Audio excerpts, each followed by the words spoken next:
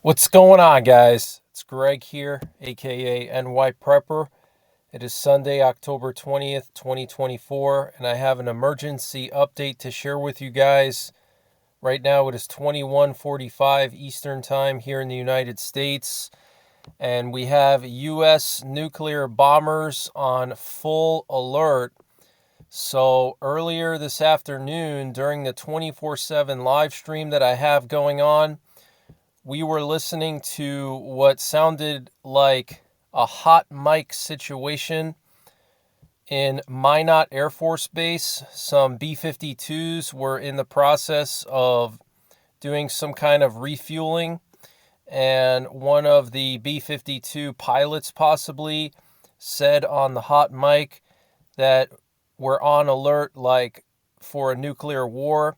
So let me just play some audio clips for you so you can hear for yourself. But this is very, very serious. It basically means that our bomber force is on full standby, ready for a nuclear war, which isn't too unusual.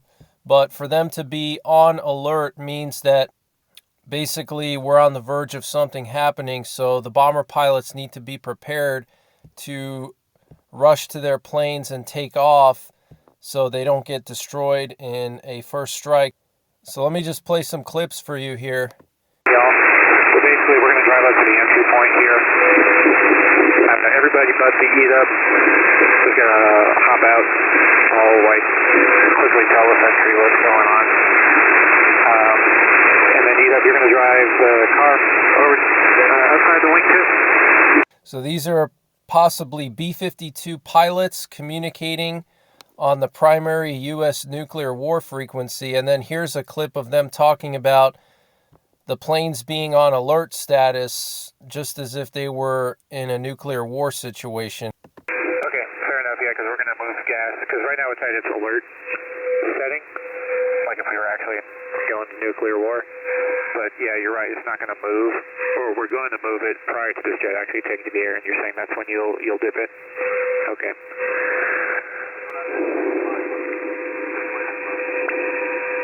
Okay. So pretty crazy, guys. Let's listen to that again. Setting, like if we were actually going to nuclear war. Alert like as if we're actually going to nuclear war. Because right now it's at its alert. Because now it's at alert. Now it's at its alert setting, like if we were actually... Like if we were going actually to nuclear war. Wow. This is absolutely insane, guys. Absolutely insane. Okay, fair enough, yeah, because we're going to move gas, because right now it's at its alert setting, like if we were actually going to nuclear war. But yeah, you're right, it's not going to move, or we're going to move it prior to this jet actually taking to the air, and you're saying that's when you'll dip it? Okay. So crazy situation, and an Israeli source is saying that a significant attack on Iran is approaching. And according to a report earlier today from the Iranian state media, officials from the IRGC stated that Iran's response to an Israeli attack will be beyond what Israel estimates. And they further stated that if the attack causes damage to Iranian military and infrastructure sites, then they will certainly not commit to maintaining the scope, type, or intensity of its response. In addition, they state that any attack on Iran's nuclear facilities will trigger not just an Iranian response, but also a rethinking of the Iranian nuclear doctrine. Wow. Okay, so any strike on Iran's nuclear facilities will basically trigger Iran to change their nuclear doctrine, which basically means they already have nukes, okay? Now, remember 2 weeks ago, there was this mysterious 4.5 magnitude earthquake in northern Iran that had no aftershocks and no compression wave. Well, I personally believe that that was an Iranian nuclear test, and Iran was doing that to scare Israel. But it does look like Israel is planning a significant attack on Iran. And Trump on Friday called for Israel to strike the Iranian nuclear sites. And apparently Trump told Netanyahu that you have to do what you have to do. So very interesting. And earlier today, the Israeli military carried out strikes on Hezbollah's financial institutions in Lebanon. So banks associated with Hezbollah were hit. There were some massive strikes in the southern suburbs of Beirut. A large number of buildings were destroyed by the Israeli airstrikes. Also, the Beirut International Airport was targeted, and they hit pretty close to the runways at that airport. And according to the Khan News in Israel, the Persian Gulf states have urged Israel to deliver a strong and decisive response against Iran.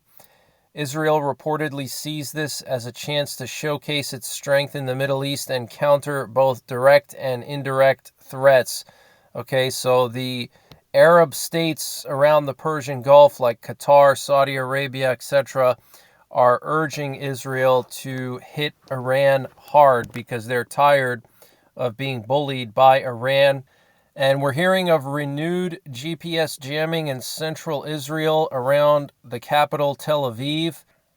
And the Prime Minister of Lebanon said that the Lebanese military may send troops to southern Lebanon after the Lebanese military reported that 3 Lebanese soldiers were killed by Israeli airstrikes today.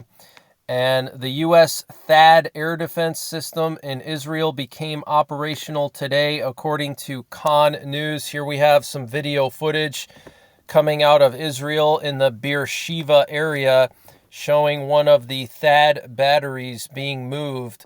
So THAAD stands for Terminal High Altitude Area Defense. This is a special air defense system used to shoot down long-range missiles, ballistic missiles. So there you can actually see the truck that has the THAAD launch tubes on it, okay? So this is specifically made, like I said, for long-range missiles, and we have previously deployed these to South Korea. They're still there, as far as I know, to protect Guam and Japan and the Philippines and Australia from any kind of North Korean or Chinese missile attack. So this is absolutely huge.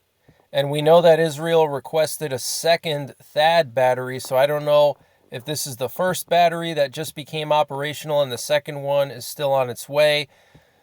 We're also hearing some unconfirmed reports that Israel requested a third THAAD battery, so things are really escalating over there. And the Israeli military reported that a drone was launched from Iraq earlier today, and it was intercepted by fighter jets over northern Jordan as the drone was approaching Israeli airspace. And the Israeli army said that Hezbollah fired 200 artillery shells from Lebanon towards Israel today.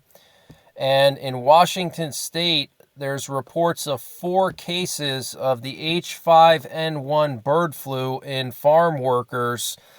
And Russia launched a large drone and missile attack on Kyiv and multiple cities across Ukraine.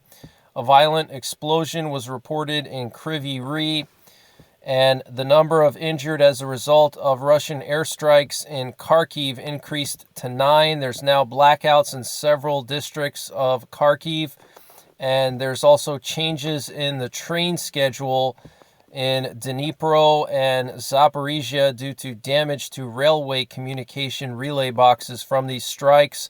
There were also explosions reported in Odessa. And Russia, for the first time, used the Kh-69 missile equipped with cluster munitions in their strike tonight. And the Prime Minister of Ukraine, Denis Shmyhal, reported that Ukraine and Finland are going to be building a system of modern air raid shelters together in Ukraine. And the Ukrainian Prime Minister visited the Merihaka Civil Defense Shelter in Helsinki. So very interesting. And today there were presidential elections and a referendum on joining the EU in Moldova.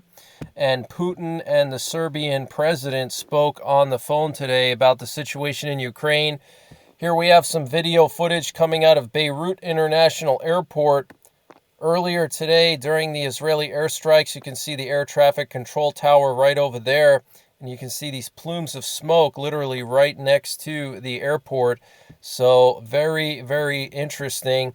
And apparently thousands of young North Koreans were signing up to join the North Korean army. Here's a picture that was taken by North Korea's state media. You can see all these young people here signing up, and you can see just how short and skinny they are because they're malnourished.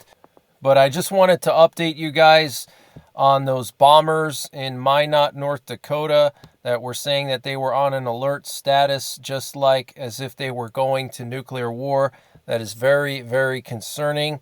There were also some nuclear attack options broadcasted to potentially bombers earlier this afternoon with the call signs Alpha Force and Charlie Force, which I've never heard before, and I've been monitoring nuclear attack options and the radio frequencies for U.S. nuclear forces for the last few years, and I've never heard that, Alpha Force and Charlie Force. So our nuclear forces are on high alert. Wanted to let you guys know. I will be back tomorrow with more breaking news. Follow me on Telegram and Twitter. The links to my Telegram and Twitter are in the description below this video. Check out my 24/7 stream. Maybe next time you'll catch something like that. And until the next time, take care, God bless, and don't forget the 3 P's: prepare, practice, and persevere.